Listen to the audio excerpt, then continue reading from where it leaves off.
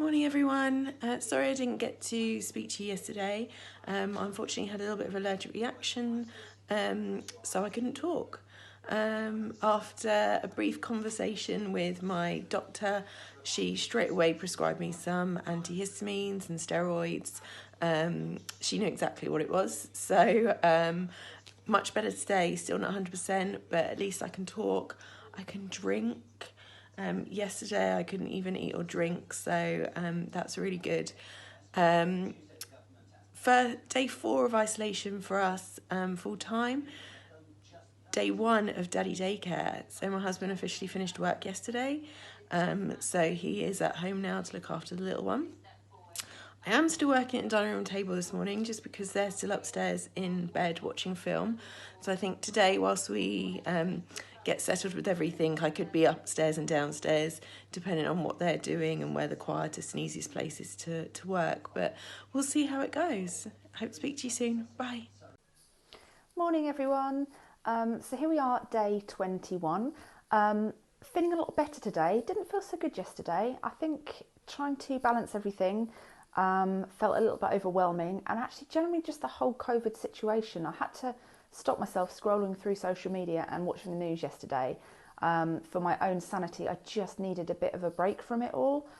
Not that there is a break, it's constant and it's ongoing, but sometimes when you read so much it floods your mind, and actually I needed that shut off yesterday. So feeling a lot better today. I'm trying to be a little bit more relaxed with the kids. As long as they do a couple of bits of work here and there, I'm trying to just let them, I guess, enjoy this time. I don't want them to look back on this and think of it as being really stressful when mummy and daddy were trying to work all the time and were just moody and shouted at them a lot. So I'm really trying to just take a breath, kind of let them just play a little bit more, to be honest. Let them do what they want to do. I'm trying to condense my hours a little bit more, sort of do blocks of 2 or 3 hours here and there rather than, spread it sporadically throughout the day. And yeah, it's working. We're getting there day by day. So hope everyone's okay, and catch up with you tomorrow.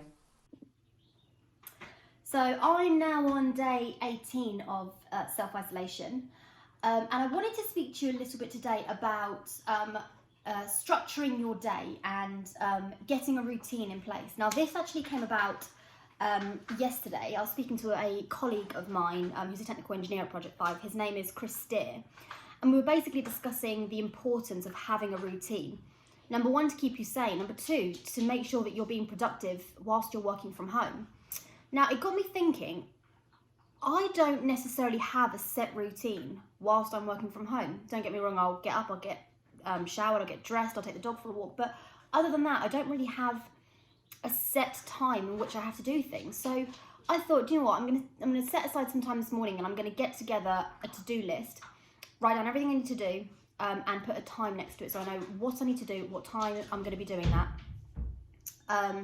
So yeah, I feel like since I've done that, I feel ready for the day. I feel like I'm going to be super, super productive today because I've crammed a lot in my day. And I also think it's going to allow me to clock off when I have to clock off. So I've stopped my to-do list today at 4:30. Now don't get me wrong, I probably will overrun slightly. I know what I'm like. But it just means that I've got certain things that I need to do in the allocated slots, and at 4:30 I don't have to start a new task. There's nothing else on the list for me to tick off. So I just think it's going to make me productive. It's going to be really good for myself. So if you're struggling with structuring your day and getting a routine in place, then maybe do that. Another thing that I think is super important to factor in is some time for your well-being as well. Take a short walk around the block by yourself, obviously, or do some yoga, or do a little home workout, or even just go and sit and read a book in your garden, or I don't know, by a window or something like that. Just give yourself some personal time, as well as factoring in all the things you need to do for that day. So yeah, if you guys do it, let me know how you get on, and I'll let you know how I get on tomorrow as well.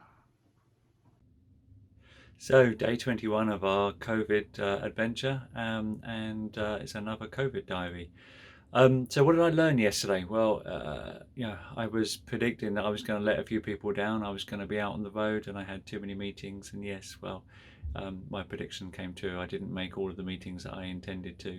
The one thing I really learned actually is that mobile phone battery, it doesn't last all day when you're doing video conferencing. Whereas normally this phone's very good and I could get through the entire day easily with battery life to spare. When you're doing video conferencing, then it does wear the battery down. So today, going to make sure that, well, actually I'm going to be in the office for a lot more of the time today, so it's not quite so much of an issue. But next time I go out, take a charger with me, take a battery pack with me, and stay on top of keeping my phone charged. Other than that, all is good. Had a really good meeting yesterday with the team. Some of the things that they're doing on Zoom calls and Teams calls like this are fantastic to keep everybody entertained, keep their spirits up, keep socializing even though we're doing it virtually. And some of those guys are going to share some of their stories with us as well. So these COVID diaries might see some guest appearances from some of the other projectifve team. Anyway, stay safe, stay strong.